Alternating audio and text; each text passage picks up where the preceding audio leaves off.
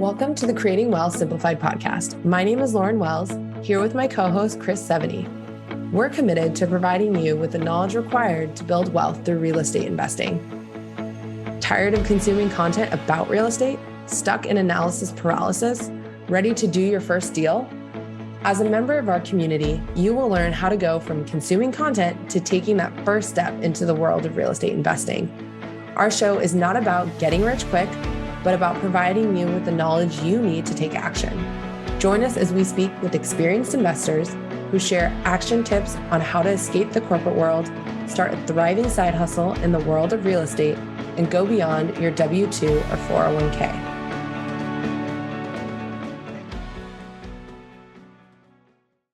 Welcome back, everybody. I am Chris Seveny, your host, and today I want to spend some time doing a little Q&A.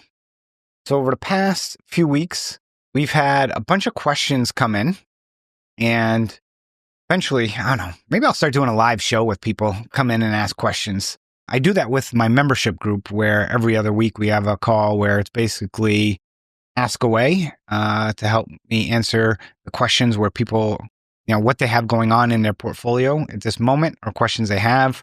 And we answer them, whether it's a question about attorneys, what they should do, what they're bid on, kind of a tape that came out, my opinions on it.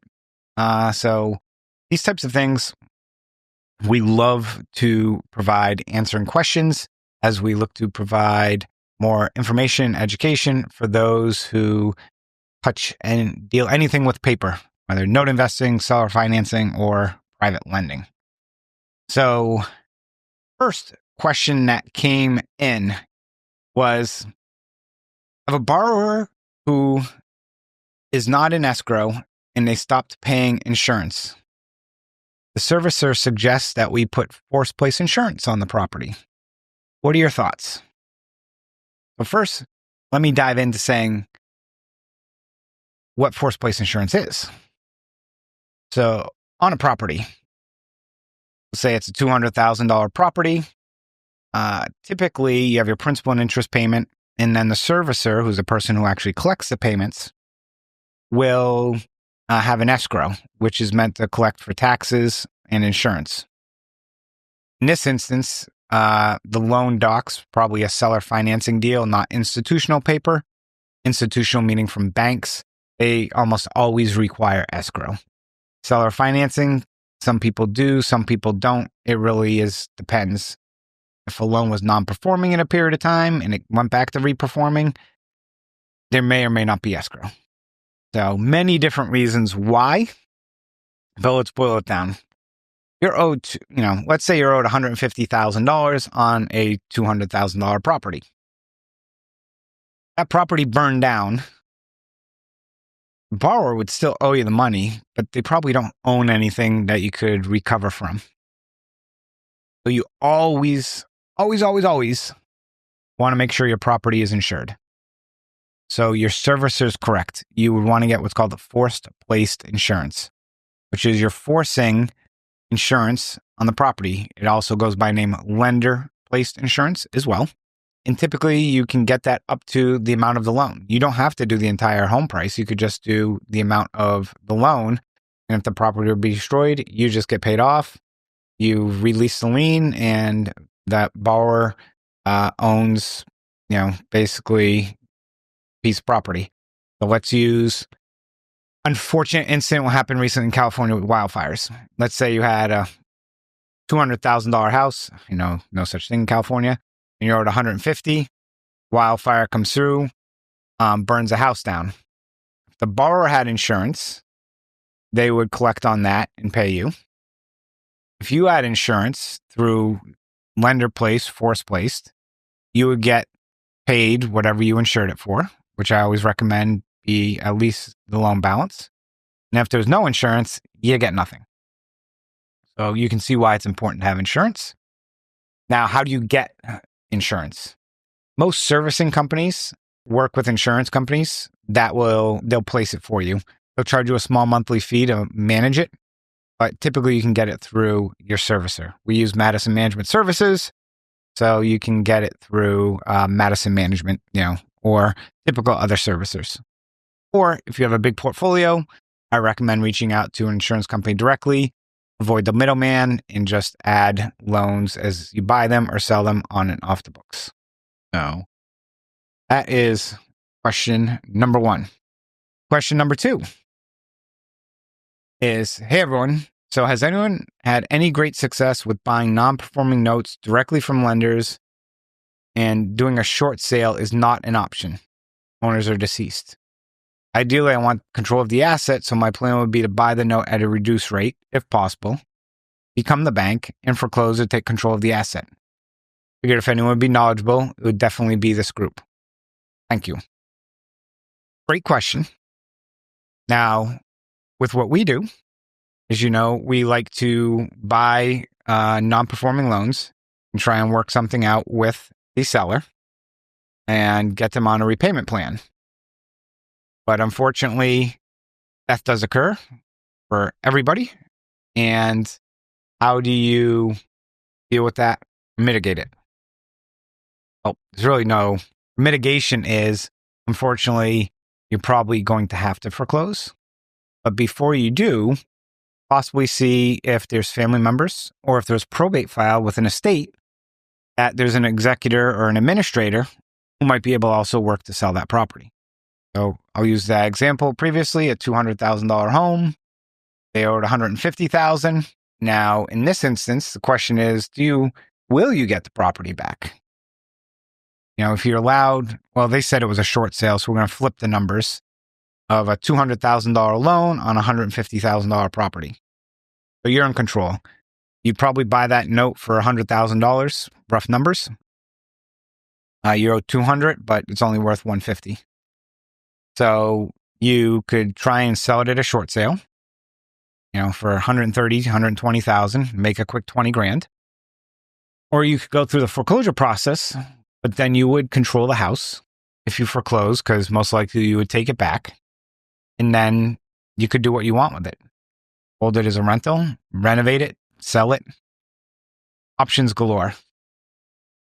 So plenty of options there, but just understand foreclosing is not for the faint of hearted. Lengthy process. It's a costly process. If it's vacant, you may have to worry about squatters. You're going to have to secure the property. You're going to spend a significant amount of money foreclosing on a property, depending also on the state, whether it is judicial or non-judicial, which we'll talk about a little bit, follow-up questions. So hope that answered. Next question. I'm trying to understand how to properly paper first or second mortgages at a short-term, high-yield, low dollar amounts that are less than $50,000. So far, I'm finding the transactional costs, proper paper, legal title, make this, quote, not worth doing. On the other hand, I've encountered a fair number of people who do this over the course of my education, so I guess it's all about the legal fee. Any thoughts out there? Great question. If you typically look at banks and institutional companies, they will not originate anything under $75,000. And the reason being is the underwriting costs and fees. Now, if you're independent and working for yourself, that's just your own time. But you may spend $500 to $1,000 to have the documents created by the attorney, title, appraisal.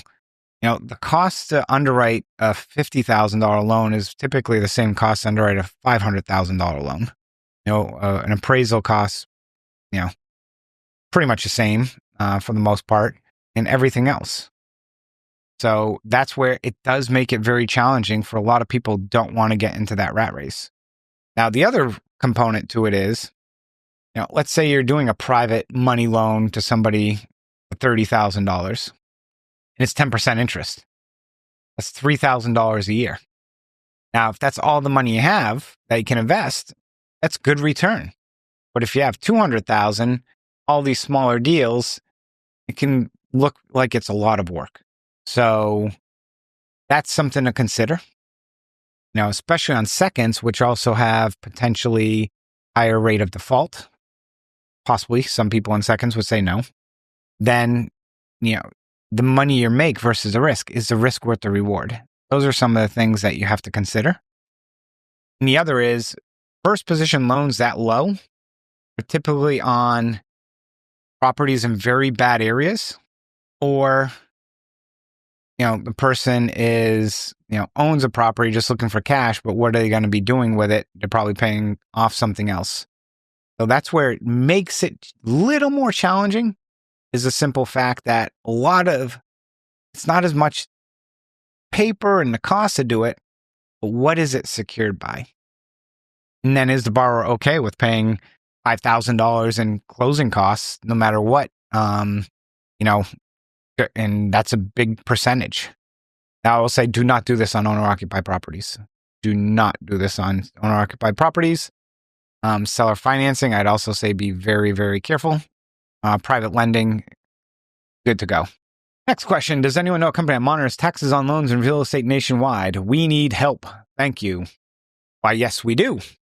There are several companies out there. We used one. Right now, we're using Doc Solutions, which is under Pro Titles. It's affiliated with Pro Title USA, where we got our title reports. So they monitor the taxes, and we can have them check them annually, biannually, quarterly, however you want. So that is something we do within our portfolio, is at least every quarter, I believe it is, we check the taxes on all the properties, make sure none are gone at tax sale. It's very affordable. It's under $20 per loan, I believe. Don't quote me on that. Also depends on the size of your portfolio. There's other companies that we've used in the past. Honestly, I can't think of their name right now, but there are other companies out there that will do this specifically for you. Highly recommend you do that. When I was affiliated with a servicing company, we actually provided this as part of the servicing as well, which I thought, any services out there listening to this, add it to your portfolio. But yes, so Alex Goldovsky, if you reach out to him, he can connect you with the people in his firm who can, go there. Another question. What states are a no-no and what states are good to invest? I love this question. For anyone that's ever heard me in the past, I always joke about Ohio, only headaches in Ohio. That is my kryptonite, is Ohio. I still invest there. I'm licensed to invest in Ohio, but I'm very careful where we invest in Ohio, and I'm not actively seeking loans in Ohio. If I were to run down the list of states, I'm going to do, just to kind of tell you what I've invested in and which ones, I enjoyed or which ones I haven't been in. Let me just spend 3 to 5 minutes and just talk about that. Alabama. Love Alabama. Just realized that in Alabama, there's redemption rights by a borrower if you foreclose. Enjoy Alabama. Alaska. Never invested. Arizona. Very limited in Arizona, but I thought it was a okay state. Arkansas. It's been a while since I've seen anything in Arkansas. From what I recall, it wasn't too bad. California. Depends on what side of the bed you slept on. It's easier. It's a non-judicial state, so you can foreclose, but evicting is whole nother challenge in California. Colorado, only had one asset and sold it, so really can't talk. Connecticut, never owned an asset. Delaware, had one asset that we ended up selling. Florida, we invest in Florida. People love Florida, but honestly, Florida is not my favorite state. But, they are very strict on making sure all the papers in order. So just be careful with Florida. Georgia, love Georgia, fast foreclosure state, but you need to be licensed. Hawaii, never invested. Idaho, I don't think I've ever had one. Illinois, I will not do. You couldn't give me loans in Cook County. I've invested in other parts of Illinois. Right now, we're seeing a lot of product in other locations, so not my favorite. Indiana, done a lot in Indiana, more on the contract for deed side. Foreclosure can take a little bit of time there. Not a bad state. Iowa, very limited assets there. Been a while, but was no issues. Kansas, have some assets in Kansas that did take a long time to foreclose there and work something out with borrowers. Kentucky, very limited loans there. not that bad of a state. Louisiana takes a very long time to foreclose. Maine takes forever to foreclose. Not for the faint of heart. Also, look up the Greenleaf case. Maryland, love Maryland because everyone hates it. It is a little more challenging. It's quasi-judicial. Now, allegedly, might need to be licensed in Maryland, but we love Maryland. Most people don't. My home state, Massachusetts. I'm not alone in Massachusetts. Michigan, I like Michigan. Can't recover legal fees, short redemption period, but very fast foreclosure. Minnesota, been a hot minute since I've had anything in Minnesota. Can't remember anything bad about it. Mississippi, great state to be a lender. Missouri, good state to be a lender. Montana, had one foreclosure from a woman who passed away there many moons ago. Went pretty smoothly. Nebraska, I don't know if I've ever owned Nebraska. From what I heard, not a fun state. Nevada, had some loans in Nevada. Kind of average there. Doesn't take forever, but process doesn't happen overnight. New Hampshire, I think I've had one asset in New Hampshire that we got deed in lieu on. New Jersey, same thing, very limited in New Jersey. Those states typically don't target New Jersey because of really high taxes. New Mexico, again, one or two assets, don't see much. New York, we don't touch New York. Down by the boroughs, very, very challenging. Get outside of that area, not as challenging. But, from servicers and everyone, not a lot of people want to do business in New York. So it's one state that we see it come up on a list now. We're just like, no. That, Alaska, and Hawaii typically are just all hard no's. North Carolina, took us a while to find a good attorney there. Not that bad of a state. North Dakota, I don't think I've ever seen a loan in North Dakota. Ohio, I already talked about. Only headaches in Ohio. We will not buy in Cuyahoga County in Ohio. Oklahoma, really hard state to foreclose on. Gotta have all your paperwork in order. Really strict compliance on paperwork. So just get good paper, you're okay. But if not, oof. Oregon, never done a deal. Working on potential participation with one in Oregon. Pennsylvania, I like the western part of the state. The eastern part, not so much. Philadelphia area takes forever. Pittsburgh in the area still takes a while, but a lot of opportunity. Never had anything in Rhode Island. South Carolina we like. Nothing in South Dakota. Tennessee we like. Texas we like. Utah, haven't seen anything. Vermont had some assets. The whole Northeast can be pretty challenging for investors. Virginia, my current home state, I like Virginia, non-judicial, fast. Washington, again, we typically stay out of the Pacific Northwest as well. And then Wisconsin, kind of playing blah on Wisconsin. And then Wyoming, I've had an asset in Wyoming. Foreclosure was really quick in Wyoming. So, District of Columbia, we've owned stuff, but it's going to take a really long time. I've not done the Puerto Rico or U.S. Virgin Islands. Haven't done any of those. So hope that answered your question. And actually, as part of our membership group, we have a once a month, we do a deep dive into every state where we go through all the foreclosure laws, timelines, state laws, all of that, where it's probably good 90-minute plus presentation outlining everything about the foreclosure eviction processes within that state. So I wanted to wrap up this episode and change it up a little bit by doing some Q&As that we typically get asked. So hope you enjoyed this episode.